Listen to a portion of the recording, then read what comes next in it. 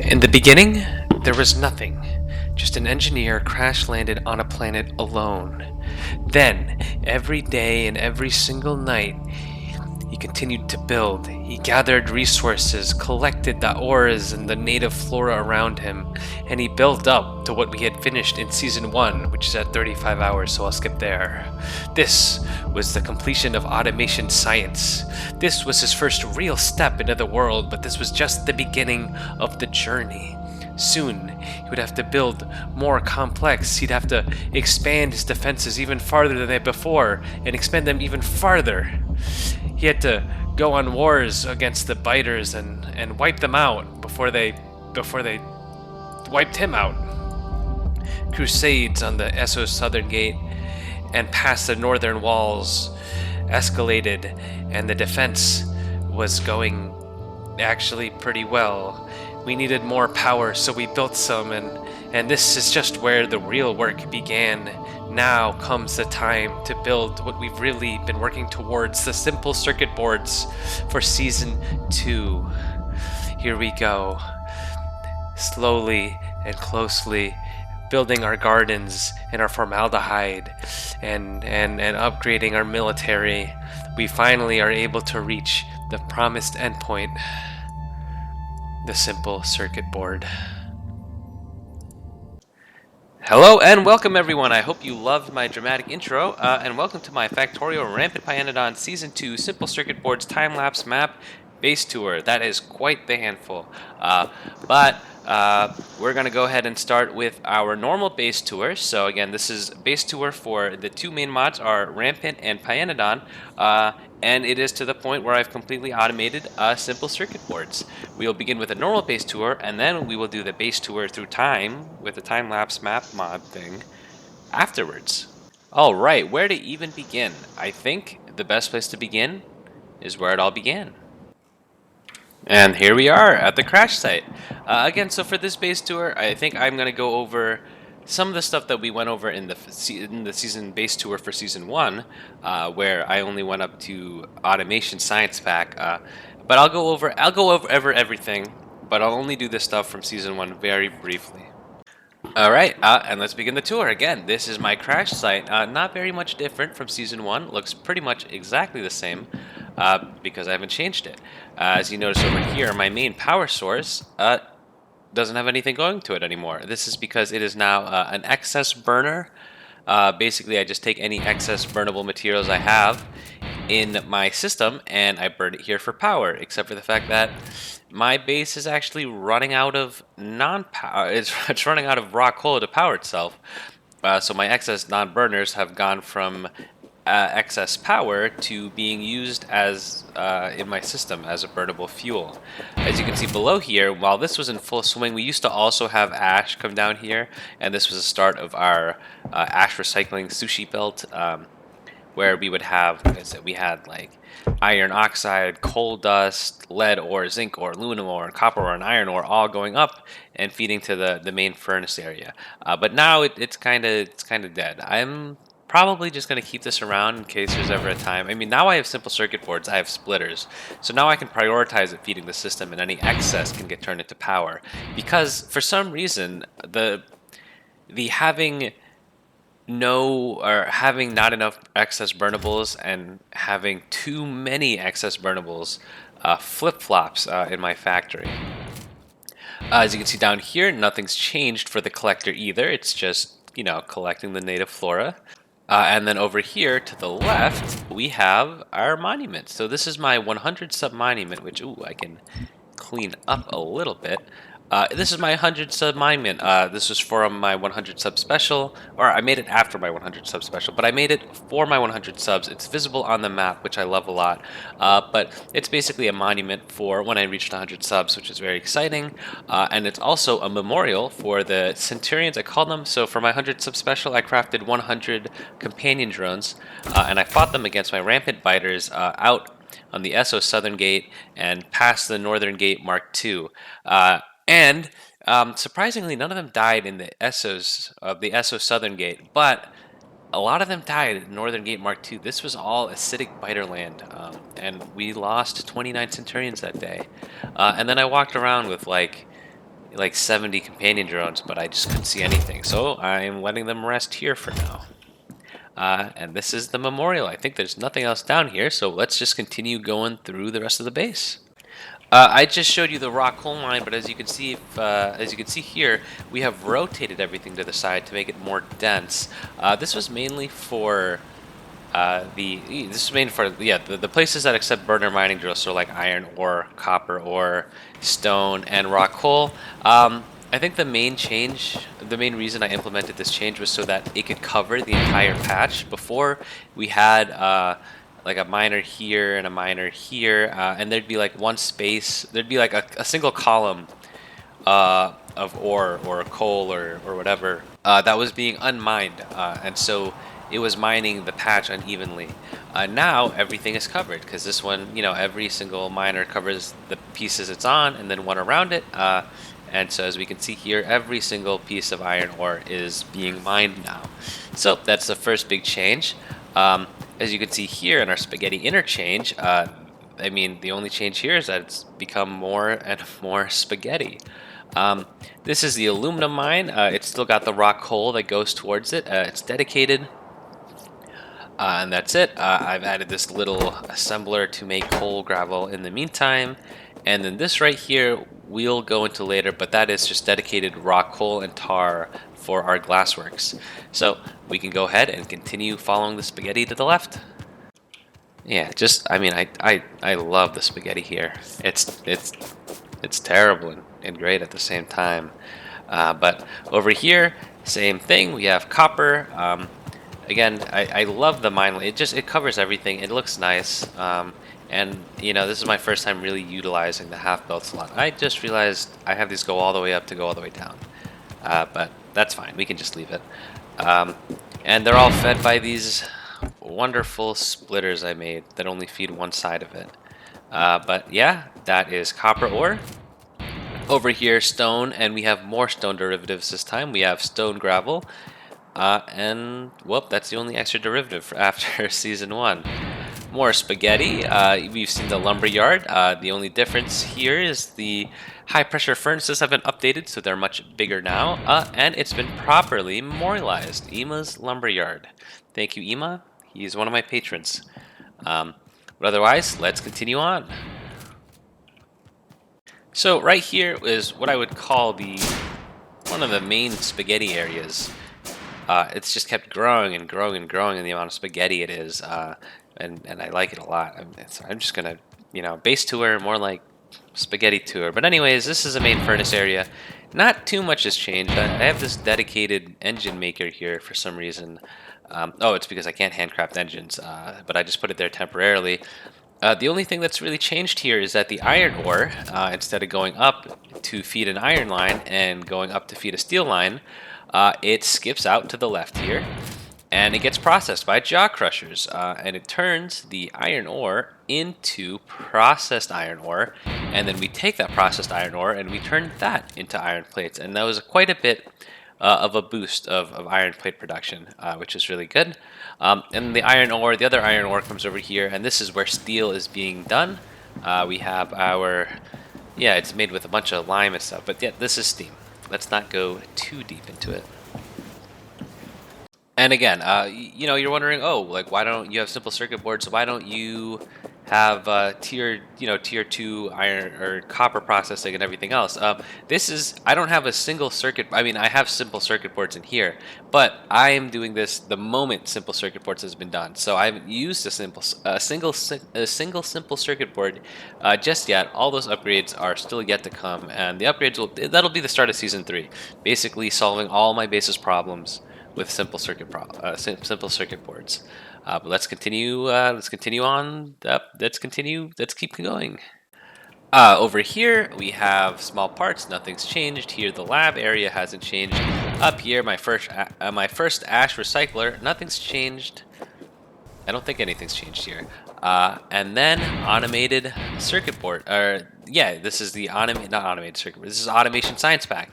And this is basically where Season 1 left off.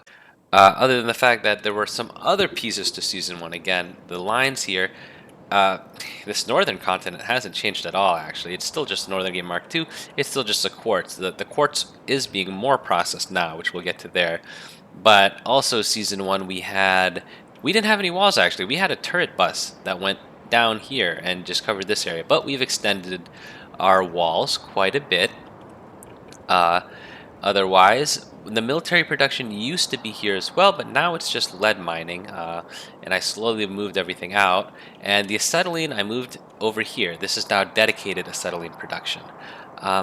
And that's, yeah, I think that's it. That's where Season 1, the changes from Season 1, and everything else past that is pretty unrecognizable. Or not unrecognizable, it's new. But the next thing we can do is we can follow this rainbow bridge to see where our giant bus takes us. So everything here is basically simple circuit board stuff.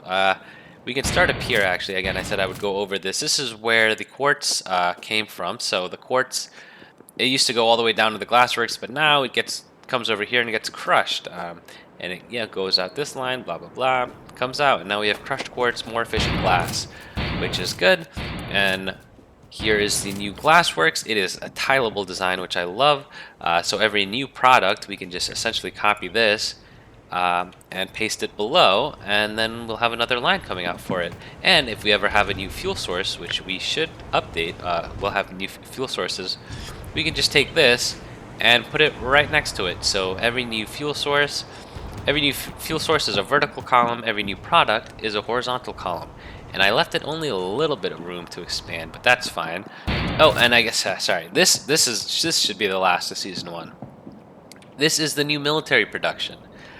Military used to just be one lead assembler, or four assemblers that just took lead and turned them directly into magazines. But Pi updated the military production recipe to include gunpowder, right? I wasn't able to craft all this stuff. That was the problem. These buildings, to make a, what is this, an evaporator, you needed tin ore. And I have no tin ore here, or, well, there's some up there, but that was too far. So the closest tin ore, and the most convenient one I could find, was all the way up here. So I had to I just extended my base, and then I had to extend it again. Gosh, we're getting attacked everywhere. But anyways, yeah. This is the new military production, and that should be the end of similarities with the Season 1 base tour. Oh, well, here we go. We have a lot of tailings dust. This is similar. I used to pile up ash in chests until they were useful, and now I'm piling up tailings dusts in chests until they're useful. But yeah, this is new military production. We have firearm magazines and shotgun shells. I'll show you a military front later. But instead of just turrets all the way down, it alternates between turrets and shotgun shells. Why? One, it's cool to have more than one turret. Two, it's good to have more than one turret because we have more than one ammo type. So if we ever run out of iron and we stop producing shotgun shells, well, we can still produce firearm magazines because we'll have steel. But I just realized steel is a derivative of iron. So would that really be the case? I don't know. But anyways, yeah, and then we do have another reason too. The other reason that we have two different types of turrets now is because we have spawner biters that spawn little nest eggs, and it's just basically it's like a swarm of enemies. And I think shotgun turrets are better than normal turrets because turrets, shoot one thing at a time, but the shotgun turrets shoot a lot of things at the same time. So that was a good change. But anyways, now we can get into how I make the simple circuit board stuff. So, simple circuit board has 7 main ingredients right here: copper, zinc, battery, ceramic capacitors, air core inductors, high power resistors, printed circuit substrate, vacuum tubes, and solders. So, I mean, that's basically how the season went. I just went ahead and started crafting all these components that I needed for the simple circuit board. The first one was the copper zinc battery, which is over here. It's got a lot of inputs and outputs, but the main output we care about is copper zinc battery. So that's it's made over here. And then again, this is the spaghetti on this bus is even more beautiful than the spaghetti that we have over here. This was like kind of chaotic spaghetti, but this is like organized chaos in my opinion. But anyways, up next is the ceramic capacitors and air core inductors. So, ceramic capacitors and air core inductors, I made them as a pair because they're very similar. They take all the same inputs, except for one of them needs copper and one of them needs plate. They're very similar because I just took this one and copy pasted it and made some adjustments. But yep, here's where the ceramic capacitors come in, and here are where the air core inductors are. Then up next, we needed to make high power resistor, which is right up here. We actually made 3 in 1. In my design process, I found that they shared very similar materials. So it was very cool. So this is the high power resistor. High power resistor, no, this is a high power resistor. High power resistor and vacuum tube shared glass. So that was cool. So we were able to put glass in between them. High power resistor and solder shared tin. So we put tin between them. And then the solder and the high power resistor shared coke derivatives. No, they shared lead derivatives. So this takes lead, and then this takes graphite, which is made from lead. So I thought it was cool that these two shared one, these two shared one, these two shared one. So I put them all in the same place, and you can also see this is the start of my artsy endeavor for this playthrough, as I started going more abstract with my arts. But anyways, up to the next one. So after that, yeah, so that was copper, zinc battery, ceramic capacitor, air core inductor, high power resistor. You're like, wow, and vacuum tube and solder. So it's like that's 6 out of the 7, right? That's all right here. 1, 2, 3, 4, 5, 6. But we still had a lot of work to do because the printed circuit substrate, as it turns out, takes a lot of work.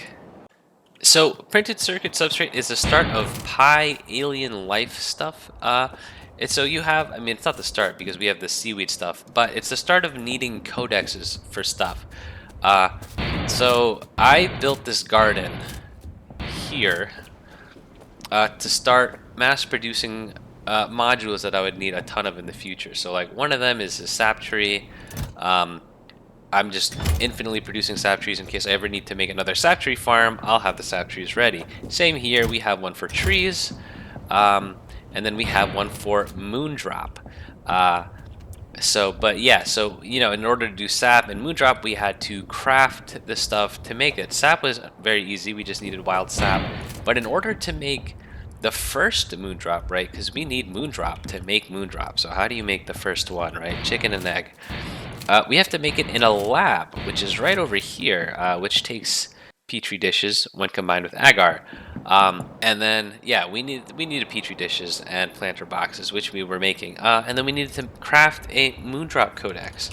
So, I mean, the moondrop codex wasn't hard by any means. It was just basic materials. But, I mean, it was interesting and cool that we needed to craft the first one.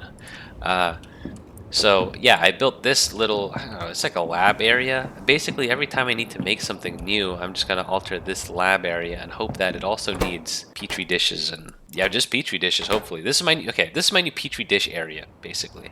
And codexes, I mean, moondrops needed it, but now that I have my first moondrop and they're looping, I don't need this part anymore. I'll go over this real quick, too. This is basically a condensed version of what we have over here. This is the ash recycling. That's the word I was looking for. It's a condensed version of the ash recycling. I don't need it. I don't need each ash recycling facility to be able to take an entire full belt of ash, because taking most of the belt of ash is good enough. And it also allows soot as a direct input. So instead of putting a bunch of these materials, I mean, I love the sushi belt materials, but I've decided instead of having to make a bunch of these, we'll just have it come here, and we'll take all the soot. We started building facilities that produce ash, doing their own ash separation to bring out soot, coal dust, and iron oxide. And then we congregate all the soot over here. So all the soot will be going into here from now on. So that we can recycle it. But anyways, moving on. Once we got the moondrop, we could make... Oh wait, this was the garden. Okay. Yeah, so once we got the moondrop done, the next step we could do was make formaldehyde, which is very cheap, actually. I mean, it costs us some coke to make the carbon dioxide, but otherwise it's just this moondrop loop. And then after that, this was the other big one. This was a fun build. This is treated wood, and it's just like it's just a bunch of pipe spaghetti. Like this one like has 2 inputs, has 4 outputs, 2 inputs, 5 outputs. These ones are simple, but like 2 inputs, 3 outputs. There's just so much going in and out of all these machines. But I was basically just trying to maximize creosote, because creosote is how I make the treated wood. So I basically like started with this recipe, and it makes like a bunch of things, and one of them is creosote, right? And it's like, what do I do with a bunch of the things? Well, it makes this red thing, and this red thing makes other things. Um, and then I noticed that this green thing and this double ring thing also make creosote. So we take those and we bring them here, and it's just a lot of recycling. And it's like, oh, it's like we make this pitch stuff. It's like, what do we do with the pitch? It's like, we'll turn it into more stuff. And look, it's a double ring thing. And we take that double ring thing and we make creosote. But yeah, the problem with this place is that it consumes basically a whole belt of burnable fuel. And you can see we have less than a whole belt of burnable fuel. But this is a problem we can solve with simple circuit boards. But yep, this is treated wood, and it was a fun build. And then we can cross over up here. This is our lovely sap farm. I love the animation for sap. Oh, you can see one in action. Very nice, very cool. Pi has great animations. But anyways, this is sap. They just make sap infinitely, and it brings it over here finally all to the printed circuit substrate, which I have neatly bundled here. We need fiber? Yep, raw fiber, which I'm using wood for. And then there's our formaldehyde, our treated wood, our sap, and the raw fiber I was talking about to make formica, which combines here with a vacuum, and copper plates to make printed circuit substrates, tier 1. Again, yeah, so you can see here my art. My art gets better as I go. I'm so thrilled about my art. Look at this. I even started incorporating art into my lamps. But anyways, these all go here, and again, these are the 5 ingredients, or the 7 ingredients. They all swoop in here underneath so we can see the simple circuit boards right into this chip shooter. And it makes the simple circuit boards our biggest bottleneck. You know, I thought it was printed circuit substrate. I'm not making any. Okay, well, here are 2 big bottlenecks. One is lead. The amount of acetylene we're producing is not enough. We could double it, but we don't have the raw coal. In fact, that is a big problem for us, is that we have this thing of raw coal, and we actually also have this thing of rock coal.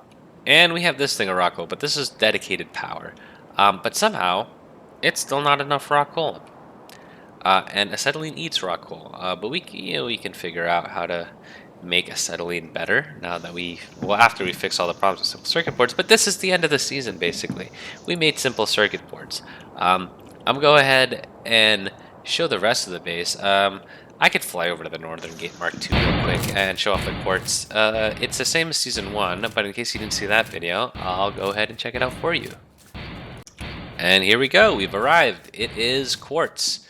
It does look cool, I love the belts. You know, the shells in the magazines look very cool.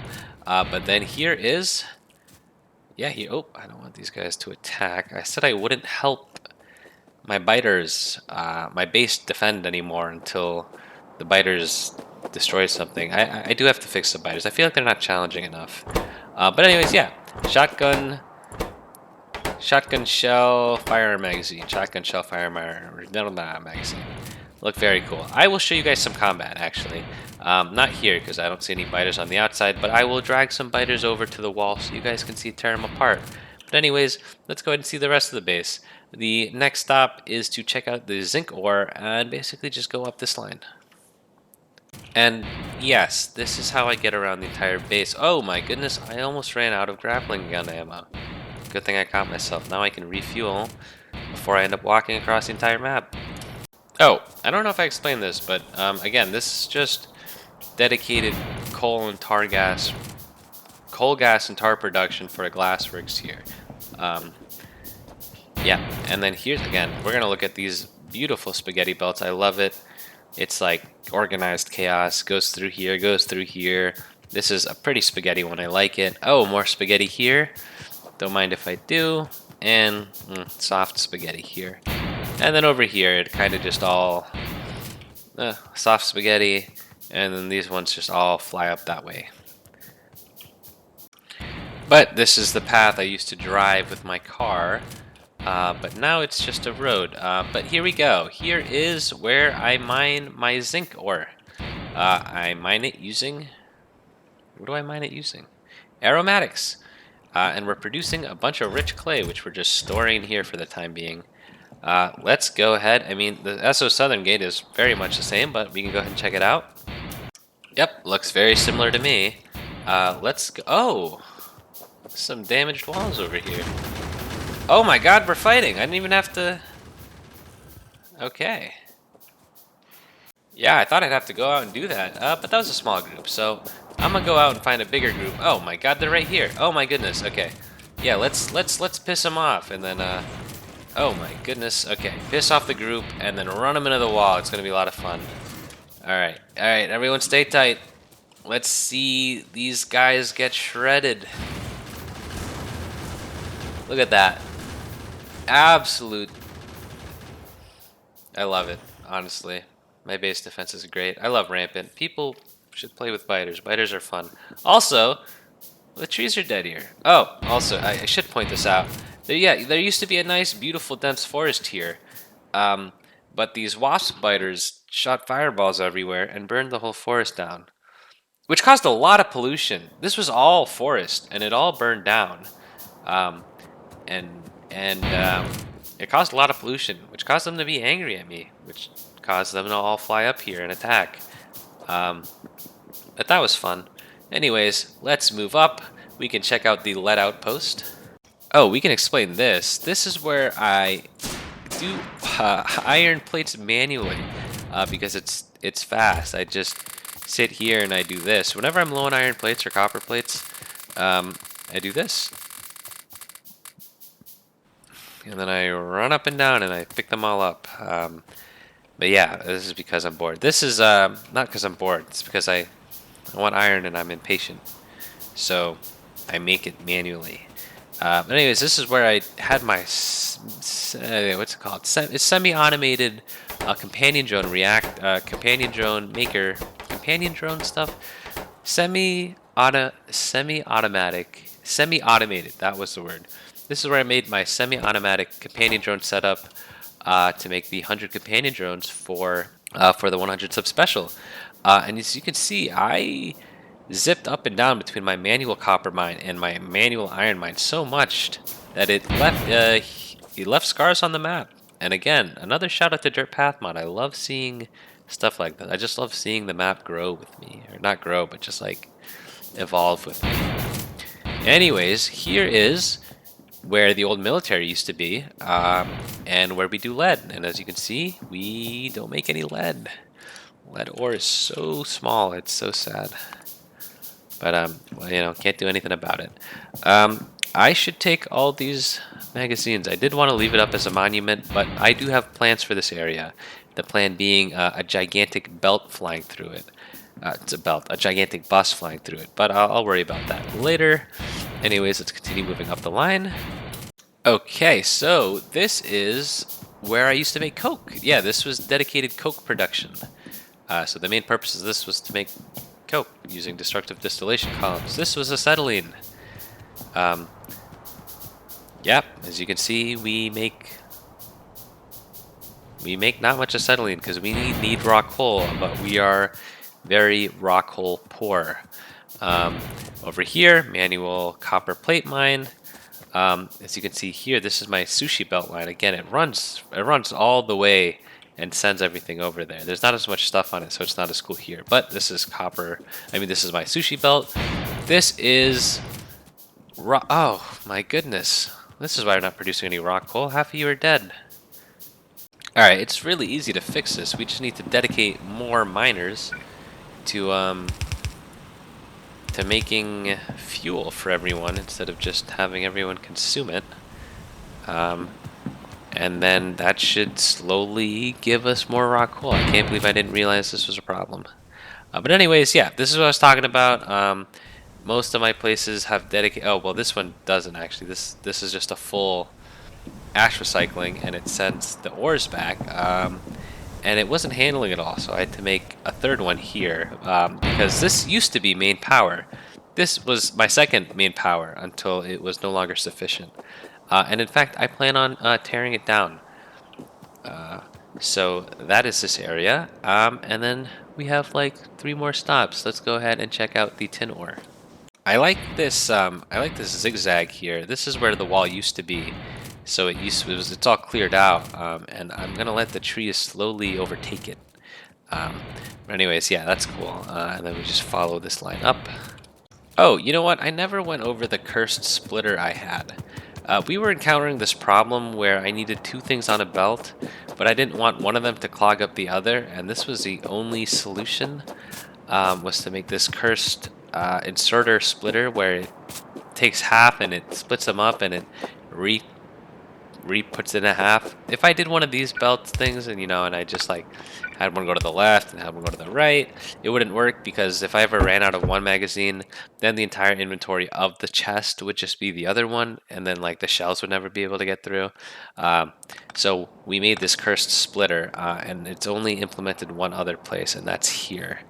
But I love it. It's my base. It was my solution, and it was a good solution because it worked. All right, right up here is the tin plate, tin ore. Yeah, not much to see other than that we're mining tin. It takes steam, and we are surprisingly out of rock coal. Again, big problem with this base. And we have a full ash recycling group here, so it does all the soot as well, and it sends everything out to the sushi belt. We can go check out this front. What is this one called? This is the Esso's Northern Gate North. Very cute small front, very easy to defend. I broke the pattern because shotgun ones would not be very effective out here. In fact, these barely do anything themselves. But yeah, there's a front here to protect against stuff out there. Thank you, Essos Northern Gate North. Alright, so here's where I finally implemented the partial ash recycling I was talking about.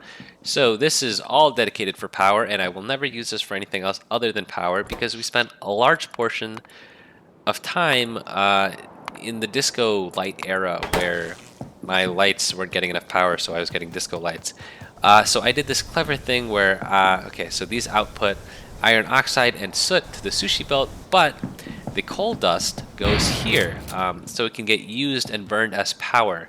I might have to undo the coal dust part for now because my base needs extra help. But for now, I'll just leave it be. After I finish all my circuit, my simple circuit board upgrades, I will have a priority. I don't know. I'll figure it out later. But this is raw power. This is new power. As you can see, beautiful decorations again, and this is rock coal. This is the first time I did a contour on the inside, and I like it a lot.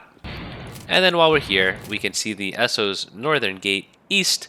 I love this defense. It used to be up here, but then I realized, look at all this lake here. We could use this to, break up the attack, and I think it's very effective. I love using the geography to my advantage. But yeah, this is it. Shotgun turrets, gun turrets. We can go ahead and see if there's anything out here. We were getting attacked earlier. I wonder how close the biters have built. Oh my goodness. What biters? Electric biters. Oh, they're shocking everything. Yeah, let's get a nice group. Wow, they really came up right to the border. They did not want to expand in here. Oh my goodness, that is terrifying. Okay, yeah, they're on my heels. I'm surprised they haven't expanded. Oh my goodness. I'm surprised they haven't expanded here yet. I wonder if the pollution hasn't reached him yet, or... Yeah, very non-aggressive. Very non-aggressive expansion. I'm surprised. But anyways, let's go over here. Oh yeah, keep chasing me. Oh goodness. Oh my goodness. The zaps are crazy. Yeah, it's hard for them. The shotgun turrets are destroying the trees.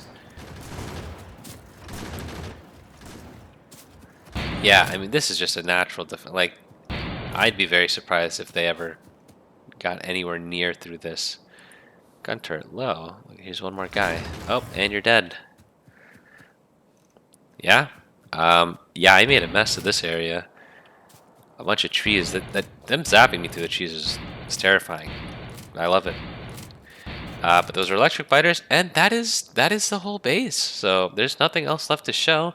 I hope you guys enjoyed the base tour. I'm just gonna get myself back to the main base, and then we can begin the time-lapse map tour through time. Oh, check this out. Shortcut. Right there. Oh, so good.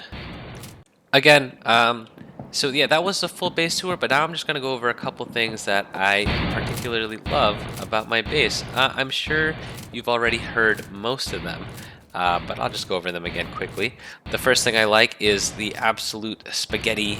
I love it's like a cable is how I think about it. It's like a giant cable of belts, a belt of cables. It's a bunch of buses, but it's like I just love my intersections. Like it's a nice thick line, and then it's like chaos, but it's not chaos because it's organized. The bus wraps around, and it's just beautiful belts everywhere.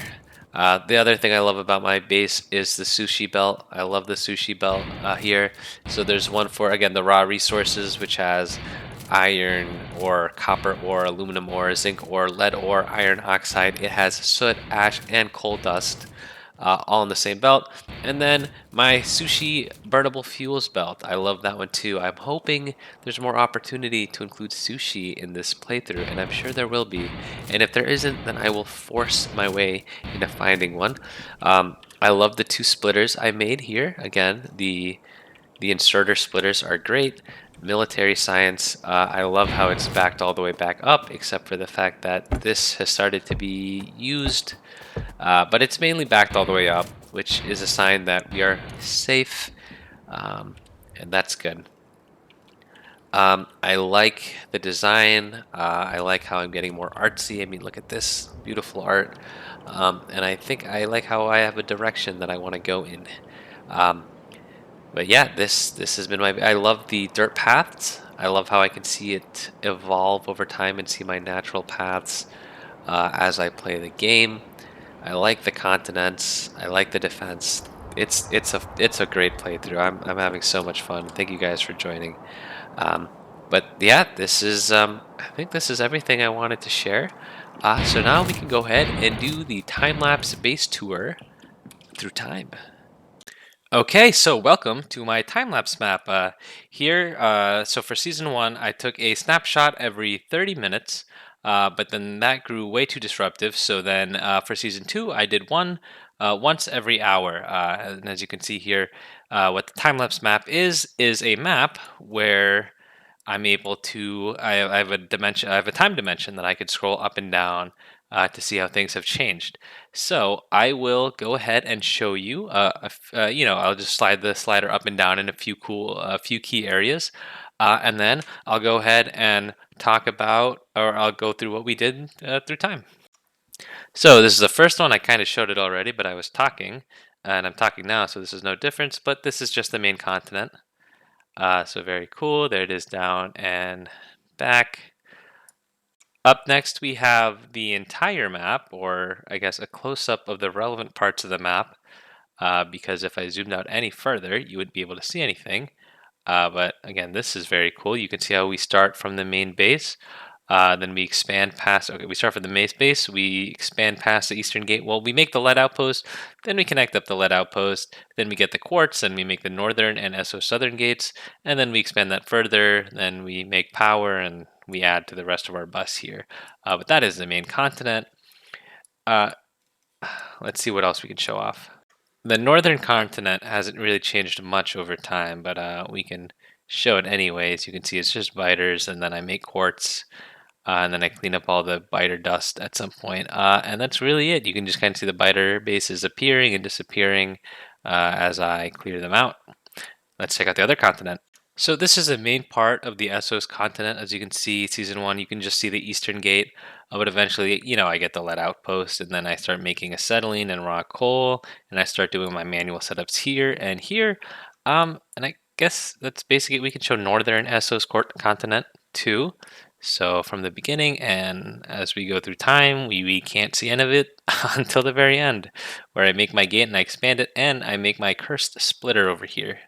We can also show beyond the Essos southern gate, because at some point, I got vision on it, and you can see the biters appear and disappear. Actually, I like this snapshot right here, where you can see, oh, beautiful, full forest, and then the biters burned it down.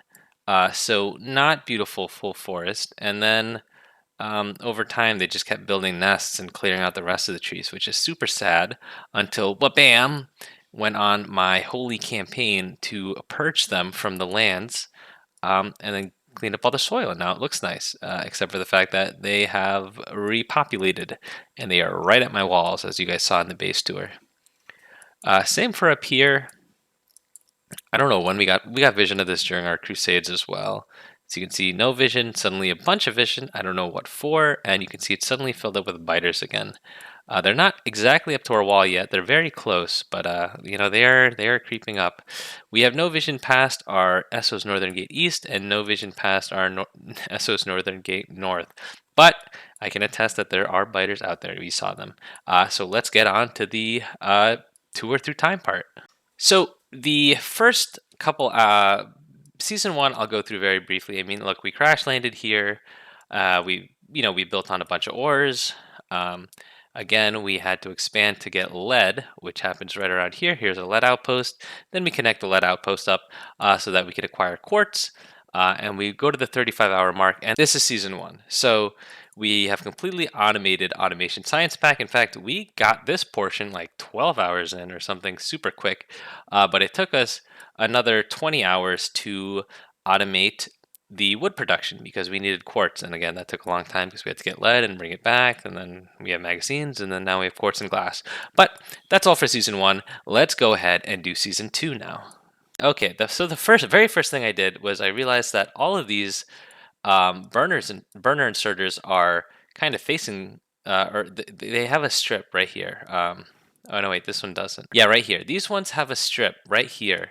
This line and this line are not being mined at all because this range goes up to here. This range goes up to here. So it doesn't cover everything. And so the first thing I did was I aimed to fix that with this new implementation, which, by the way, still leaves a strip. So this wasn't the final implementation, but I fixed it in the rock hole. Oh, and that's it. I guess later is when I fixed it. Okay, so after that, I began mining the rock hole up here because we needed extra power, or we needed extra rock hole, and I also built the ash recycling here because, as you can see, this was backed up completely. So we needed to recycle ash, and we recycled it down here. As you can see here, we build out the iron.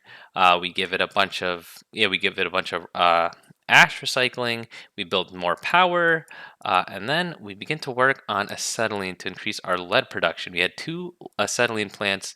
They're not being fed yet, and now they're being fed. Look at that. We built more power, but let's see if there were any other changes. Oh, okay. I think this is when I actually started to fix the rock hole. So let's see iron here. Yes, this is when we fixed it. Look, iron was like this. The big problem, there's a whole strip of iron in the middle because this range, the range of these ones goes up to here. The range of these ones goes up to here. So there's this whole strip of iron not being mined. And we switched it by turning them 90 degrees, and it's kind of funky. But now we cover the whole patch, so we don't have to worry about mining it unevenly. So we fixed iron, we fixed rock coal. Not rock coal, we fixed copper ore right here. Boom, fixed. And I think we fixed stone next. Bam. Oh, there we go. Stone's fixed next after that. And then eventually, oh, we did rock coal at some point as well. There we go. And I think this one remains the old version for quite a while. We don't fix it until... Oh, we don't fix it for a very long time. Like 10 hours after the fact.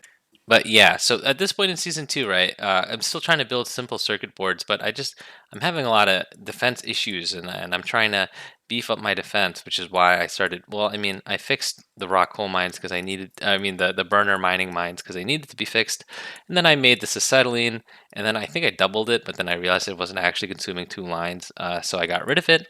But here we can see that I built the first component, which is my simple circuit board, or the first component for simple circuit board, which is the copper zinc battery. There is an update which allowed you to make steel. So you can see here, this is how steel used to be made by iron plate into steel plate here.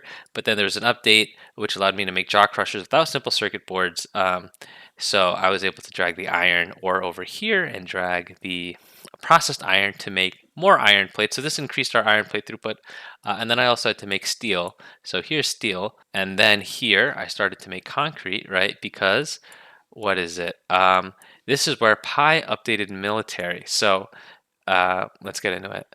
So during the update, Pi also updated military. So this is my military production here, which I've stripped down because military used to be just lead plates and it would turn directly into magazines, and that's why I was ramping it up. Except Pi decided, no, we're going to change that. And now it needs gunpowder. And I went over this already, but in order to make gunpowder, we need to make a lot of new materials. So this is where it was going to be gunpowder. So I needed to make concrete. So I'm making concrete over here. But the biggest thing is that I need tin. I need tin ore, and I don't have tin ore, so I can't make the buildings that make my defense. So I'm kind of panicking. Also, check it out. This is when I made my soot extractor. But anyways, I needed tin. So the tin I ended up finding was all the way up here. So as you can see, I've scouted out this wall. Or, ooh, we can see me dismantle. Yeah, I dismantle the wall, break it up into the ESO's Northern Gate North and ESO's Northern Gate East, because the tin is right over here. And as you can see, bam, I start building my lines up to that. So I drag rock hole up, I drag the magazines. I don't know magazines yet, just the magazines first, actually, and then rock hole next. Yep, right there. As I slowly build the liquid assemblers for tin. And as you can see here, I'm caught red-handed yet again. I deleted a bunch of the tin because I cannot stand having ore on my map that I can't mine. And I just realized I don't think I can mine this piece, so I'll have to delete that. But anyways, I deleted the pieces I couldn't mine because I just can't stand that. But anyways, as you can see here, this is a huge project. It took a while to make this nice thick line up here. But anyways, there's 4 belts now. We got rock hole coming up, tin going down, and then we have the sushi excess ores belt as well. And as you can see, we still have no turrets going up here because I think this is the first of our tin. The tin, oh, we can see shells and magazines. So yeah, at this point, the tin has made it back to our base. We can see where we inserted the tin. So, yep, right here where steel was, that's where we placed the tin to make tin plates, and then we were able to finally finish our magazines. And then I realized that it backs up a lot of this tailings stuff. So as you can see over time, I slowly have made more and more tailings wrap all the way around, and we need to do something with it. Well, we can't do anything with it for now, but people have told me save it, so I'm saving it for now. But anyways, after magazines, I think this is when we started to actually build the rest of the base here, or the rest of the components for simple circuit boards. Actually, I think the first thing I did was make power. Boop, boop, boop. Yes, okay, so there is power over here. Here's my new rock hole, and I was like, oh, like my base, I've been having disco lights for the whole time, so I decided to slowly build my power here. So we can see that again. As you can see, it stays pretty non-built for a long time. And then at some point I make it and I make these beautiful contours and I make this beautiful power place and then I plug it in and now we have a lot of power, which is great. And also, you know, contribution. Ooh, to the sushi, except this is just soot, coal dust, and iron oxide. Well, at some point the coal dust should consume itself. But yeah, whatever. So I make more power and I'm pretty sure that's the last step. Okay, well I make more power and then at some point we have the 100 sub special where I start manually making iron and copper plates here, and I have my semi automated companion drone making setup over here as well. But after this is when I start actually making the simple circuit boards. Also, we can check out the ground. I love looking at the ground here because you can see how much I ran around. Again, shout out to Dirt Path Mod again. Look, I put up the mines, and over time, very quickly, you can see that I am running all over this area, manually crafting stuff. But after that, after I get the power, that's when I start building the other components. All right, so the first component I built after the copper zinc battery, first of all, I extended all this stuff. Oh, at some point there was a backlog of stone because in order to make steel, you make stone. So I needed to reprioritize the backup stone right? We need to make sure that we are eating up the backup stone before producing more stone.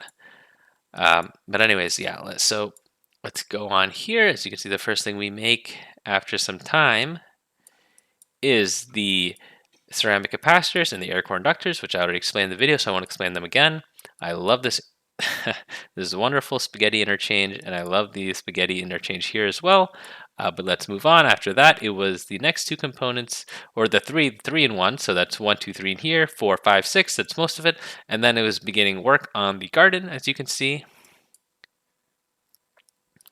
So we finish the garden, we extend the belt, and then it's like, okay, now we need the codex. Start making moondrops here. It takes a while to loop the moondrops, but we make the moondrop place.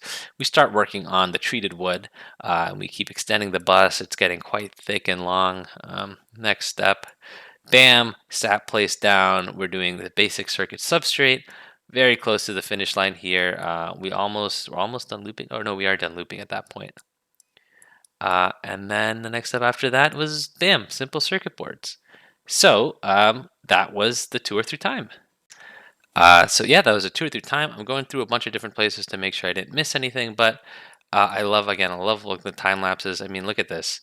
You see this part in the beginning, spaghetti. It used to be very not spaghetti, right? Like very simple. And as you can see over time, I just slowly added and added and added and added and added to it until it became this bloated mess that it is today. Same with the section up here. Look at this. I mean, this used to be nice and, well, nothing first, and then very simple, and then I kept adding and adding and adding, and I started adding pipes, and it just kept getting messier and messier, and I love it. Furnace area evolution. Here we go. Again, pay attention to the dirt path here. As you can see, it started as, well, very rapidly. As you can see, was walked all over a bunch. But anyways, main furnace area. We can see how I go over the power here a little bit, then it expands, then I used to have a bunch of stuff go to it, then nothing goes to it for a while. I never showed this off. This is my 100 sub special again. I built it. I already explained it, but this is it again. Here we go. As you can see here, the trees are dead. Oh, I like this one. Let's see, rock hole. We redid it a bunch of times. So 1, 2, 3. Oh, we only did it 3 times. Iron ore. Let's see this one over time. 1, 2, 3. 3 times. Okay, very cool. Oh, this is the updated glass Mark II, and forgot to talk about this at some point. But let's see what else we have got here. Let's see this intersection.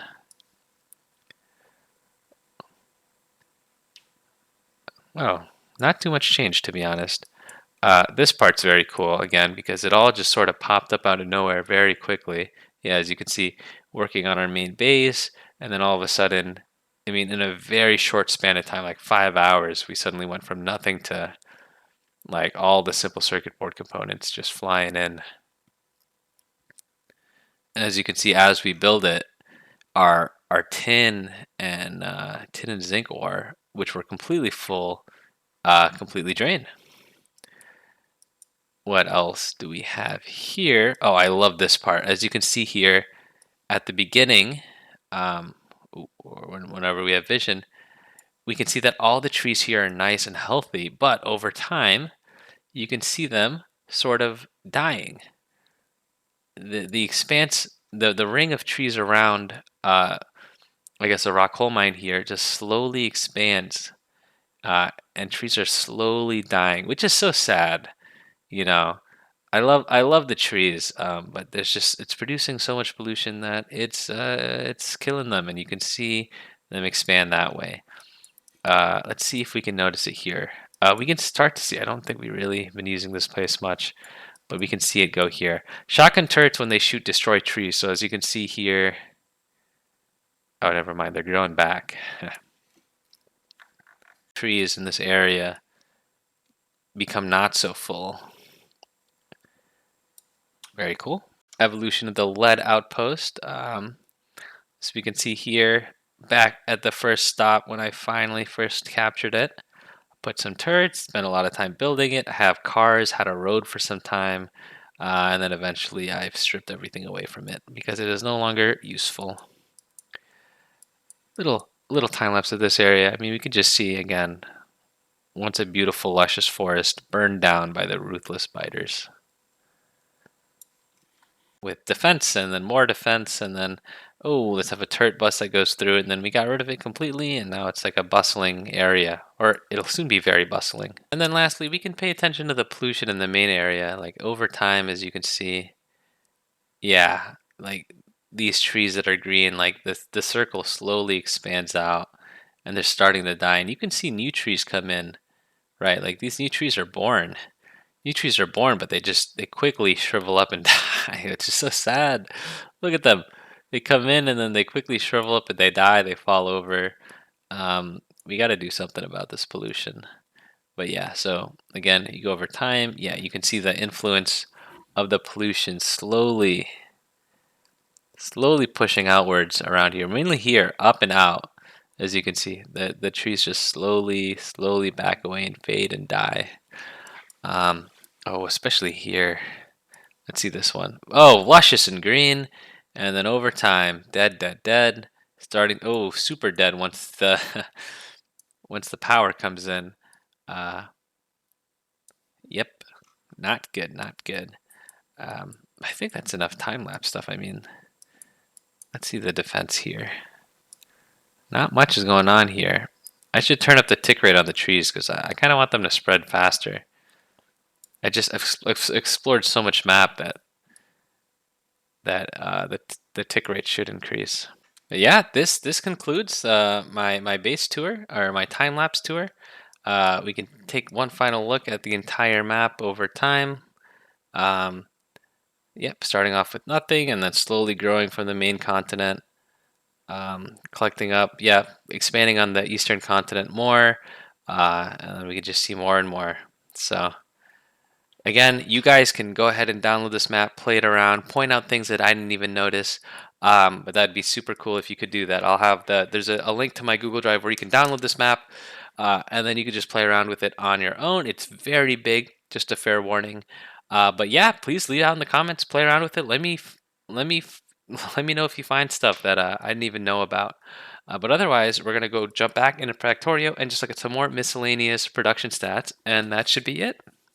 Alrighty, so I just recorded this whole thing, but I realized that the audio doesn't work. My audio wasn't working, or my microphone wasn't working. So let's do it again. I wanted to show off my map again real quick. We have no logistics networks. Here's the electrical network, nice and perfect straight lines. Again, I don't tolerate non-straight lines in my factory. I just think it looks much better following, yeah, a straight convention. But otherwise, here's the turret coverage. As you can see, we still have some turrets here, which we might remove. The bigger circle means that the turret has longer range. This is because I'm running the hero turret mods, which means the turret upgrade after some time. And then here's our pollution. Main continent's pretty contained, but as you can see here in the Esso's Northern Gate East and Esso's Northern Gate North Gate, the pollution is running wild and will anger the natives very soon. And then I have my recipe icons. I don't generally like them on. I think it just adds clutter. Plus, I already know what everything builds, so I don't think it actually adds anything. And if I really need something, I have my very useful factory search mod. And then up next, we can go to our bonuses. Okay, so here are our bonuses. As you can see here, we have a bunch of extra slots, 50 extra inventory slots, which sounds like a lot, but it fills up quickly, and it cost me like over 2,000. It cost me over 2,000 science packs, so I think it's completely fair. Otherwise, here's the damage for the different ranks of turret. Yeah, just a bunch of different ones, and then the overall damage if we're using these magazines. And then shells, so shooting speed and damage upgrades. And then we can check out the achievements. I don't have too many, but here they are. Destroy, run forest run. I think it's really funny. I destroyed 100 trees by impact, likely when I was trying to build my, my turret network, or when I was connecting my lead outpost to the base and I was driving that whole direction. And then you can check the milestone mod. There it is. Again, Milestones mod is very nice. You can see here that we completed the first automation science pack at 1 hour and 20 minutes, but I didn't automate it for 35 hours. It doesn't show the first simple circuit board, but we can see here we are 4 out of 1 to 7 ingredients to make our first Pi Science Pack 1.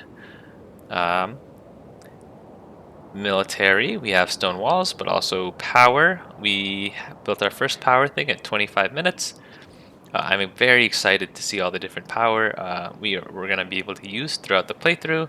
And then again, Moondrop at 74 hours is our first flora and fauna. Lastly, what you've been waiting for is the production stats. It's mainly dominated by rock, coal, and ash. So if we exclude those, we can see everything else over time. But if I just go click through them quickly, you can pause in your video to see the numbers. But you can see the spikes here. That's iron and copper ore for sure. Yep. And then if we just go to all time, we can see that I've consumed 8.8 million pieces of rock coal and 6.8 million pieces of ash. And then next up is iron ore and copper ore. So just a lot of those have been consumed. Fluids is pretty boring. As you can see, the large square spikes here is when it's being dumped or vented, dumped into a lake using the Pi sinkhole or vented by the Pi vent. Otherwise, we can just skip to all 45 million water and 18 million units of coal gas. Next up is buildings. I have not been building anything recently, but as you can see here, we've deconstructed 53,000 trees and 21,000 transport belts, which means that there's a 1 in 3 chance I deconstruct a transport belt if I put it down. Scroll through this a little bit, but otherwise, pollution. Again, we have some green things consuming pollution, but otherwise, the bulk of our pollution is being absorbed by the trees that are dying, and then the trees get damaged and they die. We also have a bunch of different bases that absorb the pollution as well. Our biggest producers of pollution are the burner mining drills, the boilers, and fluid mining drills, which is not very surprising. Then over on the kill tab, you can see that we've been, oh, that's a nice spike. You can just see that we've been fighting a lot of biters. Been fighting a lot of trees too, apparently. I think this is when the shotgun turrets start shooting down trees. But as you can see, in the past 10 hours, there's actually been a huge spike lately. So we'll probably get some rampant action early on in Season 3. This was probably the Giant Crusade. But otherwise, you can see that. Our all-time losses include 29 companion drones. Those are the 29 Centurions. The wooden barricade, stone walls. I do remember the electric pole going. This was some electric biters came and zapped beyond the wall and destroyed an electric pole, which stopped the turrets from being fed because they were no longer being powered. Is that true? The turrets don't take power, actually. Okay. Yeah, no. They didn't stop it, but they would have stopped them if I switched to electric, which is why I'm considering maybe not switching to electric. But anyways, the top biter that we've been killing are small biters. We've killed 2,000 of them. And then just a whole slew of different acidic biters. I wish they could group it up, because otherwise, yeah, this would be very different. 27 trees, very lovely. The rarest enemy we've come across is a sapper biter nest. I actually have no idea what a sapper is. So we killed one of these nests at some point. And that's about it. Those were my production statistics, and this was my base tour, my time-lapse map through time.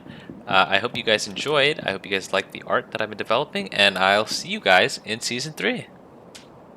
Oh, before I go, once again, a quick plug to my patrons. I always got to give them a shout out. Thank you again so much, Ema, for being my patron, and thank you so much, John Boy. And again, yep, I'll see you guys Season 3.